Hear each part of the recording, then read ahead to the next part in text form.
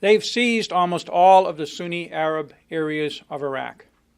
The question is, do they carry out their threat and go after Karbala, Najaf, and try to besiege Baghdad? They certainly can. I know the area to the north and to the south of Baghdad. It still is an area of where al-Qaeda has always had a presence. It's mixed Sunni Shia areas, and they've already this morning seized two of the towns in Diyala province to the north and to the northeast of Baghdad.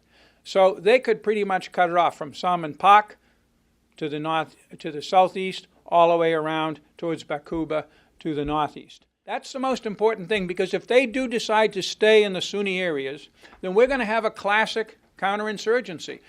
The things Mike laid out that will need to be done for reconciliation, some of what the president said today, all true. American troops are not going to liberate the Sunni areas of Iraq. That's going to be Kurds, Sunnis, and Shia or nobody. We'll provide the logistics, we'll provide the training, and we can provide overwhelming firepower in the months ahead, but I don't think we're going to do it, and I certainly wouldn't recommend it.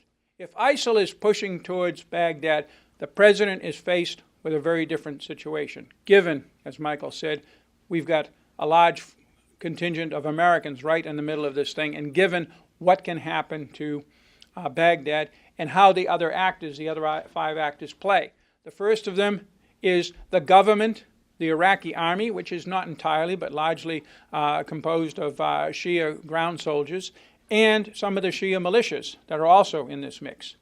If together they can hold, maintain their cohesion, use their vastly superior firepower and their extraordinarily large number of superiority in troops to hold territory where their families live, then we won't have to worry about a siege. They'll be able to push these people back and keep enough roads open. If ISIS decides option B, to go for Baghdad, to surround it, and if the authorities are not able to break that siege, I'm sure they're strong enough to avoid being overrun. A city of 6 million people is not going to be overrun by 800 or 2,000 or 5,000 people. I'm almost sure of that. But they may not be able to maneuver, use firepower, coordinate effectively against people who are very good at this time, and they may find themselves essentially besieged. Many of you have just heard the president.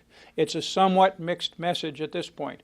What he's saying is he's going to consult with Congress to look at his options. He ruled out ground forces, and when ruling out ground forces, he's talking about major ground forces, not necessarily forward air controller teams, trainers, and other things. He's already got military trainers on the ground or military advisors on the ground.